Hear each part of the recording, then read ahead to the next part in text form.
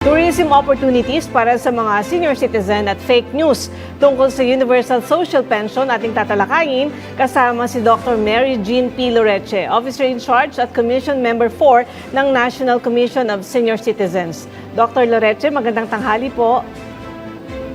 Magandang tanghali po sa inyo, Asek Weng, at saka kay Commissioner nakasama po natin dito ngayon, si Commissioner Romeo Lunagi.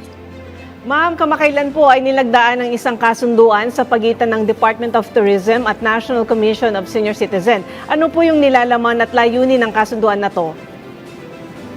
Alam mo, Sekweng, matagal na namin itong ninanais na magkaroon kami ng Memorandum of Understanding with the Department of Tourism. At it took us almost 10 months to prepare this kasi naniniwala tayo na dapat ang mga nakatatanda ay binibigyan ng opportunity for livelihood. At dito naman sa ating Department of Tourism, MOU natin sa kanila, ay magkakaroon tayo ng technical working group at kung saan ay ating paghihimay-himayin at gagawin ang guidelines kung saan at anong pwede sa ating mga nakatatanda in tourism-rich destination areas. So yan po ay sisimulan na natin hopefully ngayong June katapusan meron tayong makikita niyan o kaya naman bago magtapos ang taon na ito. Mula po sa Memorandum of Understanding na ito, ano-ano po yung mga uri ng trabaho sa sektor ng turismo na maaaring pasukan ng mga senior citizens? Dalawa yun kasi, Commissioner, Una sa lahat, kailangan yung ating tinatawag na barrier-free spaces ng ating DOT kung saan magiging accessible ito, hindi lang para sa hanap buhay, kundi para yung ating mga nakatatanda, ma-access nila at mag-enjoy sila sa ating mga tourist destination areas.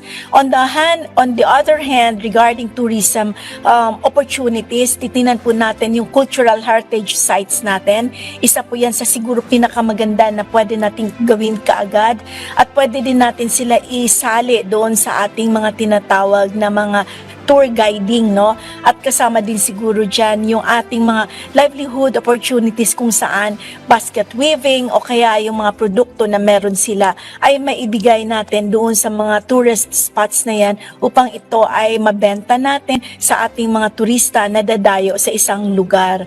At ngayon po, nandito tayo sa Bohol kasi sa Mabini at naglo-launch tayo ngayon ng ating isang community-based care center at pinag-uusapan po natin dito ang pagkakaroon ng tourism destination, livelihood opportunities sa ating mga nakatatanda. Ma'am, paano naman po tinitiyak na yung programang ito ay hindi panandalian lang? Definitely, Sekweng, kailangan may sustainability ito. Kaya mahalaga ang engagement, hindi lang ng government sector, kung hindi ng pribadong sektor.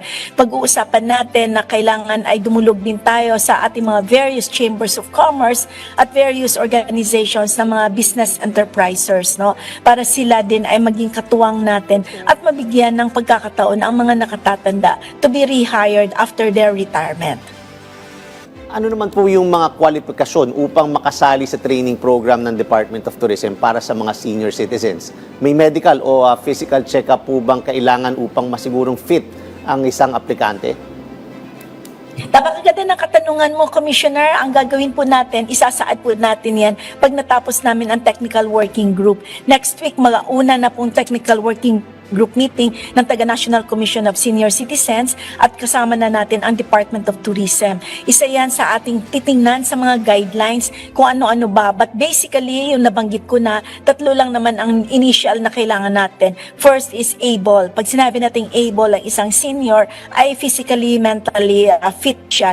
Pangalawa ay capable siya. Ibig sabihin, kung ano yung kanyang interest at yun yung kanyang patutunguhan, ay willing siya to learn. So the willingness should also be there. Kaya yung tatlong iyon ang pinaka-basic na kailangan natin sa ngayon. But eventually, as we move forwards, we will be crafting guidelines on this matter. But ang nakaganda po dito sa kasunduan namin with DOT, with Secretary Frasco, ay lahat ng regional officers ay pwede nating itap for all of these programs that we are planning to undertake. Ma'am, anong uri ng training yung ibibigay sa mga senior citizens? May bayad po ba ito? Tsaka paano po ina-adjust ang training, yung programs ninyo para ito ay maging angkop sa pangangailangan ng mga seniors? Again, napakaganda ng katanungan ninyo, Ase Kuweng, tama po yan. Una sa lahat, kailangan libre po yung training, no? Lalong-lalo na doon sa mga interested na wala namang capacity financially. So, isa po yan. Ang alam natin, may mga trainers na ang ating Department of Tourism. So, kailangan itap natin yan. Pangalawa, meron din tayong engagement kasi with TESDA, kay Secretary Benitez naman, no? Kung saan meron tayong skills development, training. So, mga modules na gagawin natin will have to happen in the next several weeks or months. Matapos po mag-training, may kasiguruhan po ba na magkakaroon sila ng trabaho pagkatapos nito? At sa anong mga tourism sites o industriya maaring ma-assign ang mga senior citizens? Yes. Again, isa yan sa ating isasaad doon sa ating technical working group. Nagkakaroon na tayo ng needs assessment sa ibaba. Mahalaga kasi ang needs assessment dahil aalamin natin anong meron doon, ano ang kanilang interest, ano ang pwede nilang pasukin. So mahalaga yun, no? Para ito ang magiging batayan natin when we finalize our modules for our older adults. So sa ngayon ma'am, gaano na po kalawak yung partnership ng DOT at ng NCSC sa mga hotel, resorts o travel agencies para sa job placements? Wala pa, kasi nagsisimula pa lang tayo. We just started with our memorandum of agreement nung 2 weeks ago. Approximately 2 weeks ago. And then the technical working group will now start to work. So, heto na yung simula ng trabaho talaga ng ating technical working group. And we hope that we will be able to have the first output ng ating TWG by the end of June or early part of July. And then, i-roll out natin yan. We need to discuss this with the other business partners as well. Sa ibang usapin naman po, ano po ang masasabi at naging hakbang ng NCSC sa lumabas na fake video hinggil sa release at halaga ng Universal Social Pension na hindi pa naisa sa batas?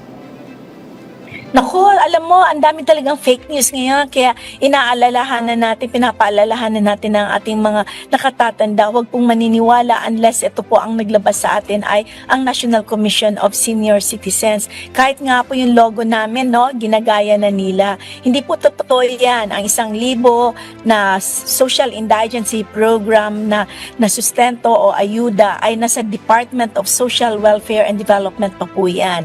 Wala pa yan po sa NCSC, but we are looking forward na matransition yan sa amin sa kadahilanan na nagsasaad sa batas sa 11350 na NCSC should be handling anything related to senior citizens. Pangalawa po, hindi pa po totoo yung Universal Social Pension. Malayo-layo pa po tayo dyan. Hihintayin pa po natin na mag-resume ang Congress at saka ang Senate to tackle this issue on the Universal Social Pension. So hindi po totoo.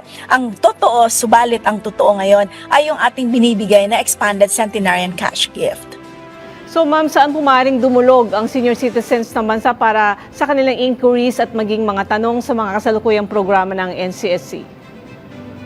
Meron po tayong mga regional offices. Ibibigay po natin sa inyo kung ano yung regional office. Kasama po ang mga contact numbers at contact person. Pwede po silang dumulog doon. O kaya naman dumiretso sila sa central office. Nandyan po tayo sa Quezon City Circle. No? Pwede po silang pumunta din dyan. O kaya meron din tayong mga numero na pwede nilang tawagan. Pwede rin po silang sumunod sa aming Facebook page. No? At doon pwede silang mag-chat o kaya sa ating email address.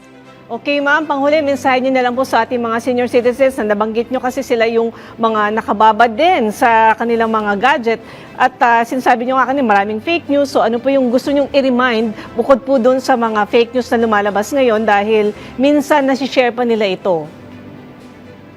Alam niyo po, mahal na po namin kayo mga nakatatanda at ang ating pong pamahalaan, lalong-lalo po ang national government ay talagang tumitingin sa inyong mga benepisyo at hindi lang benefit in terms of monetary, kundi kung ano-ano mga programa na pwedeng ibaba. We have the community-based care centers na sinisimulan natin that is really showcasing a whole of government approach kung saan lahat ng mga needs ay on a holistic manner ay ibibigay natin sa ating mga nakatatanda. So, ang tabayanan yun lang po kasi marami po tayong programa para sa inyo at nawa po ay lahat tayo ay mag-benefit nito.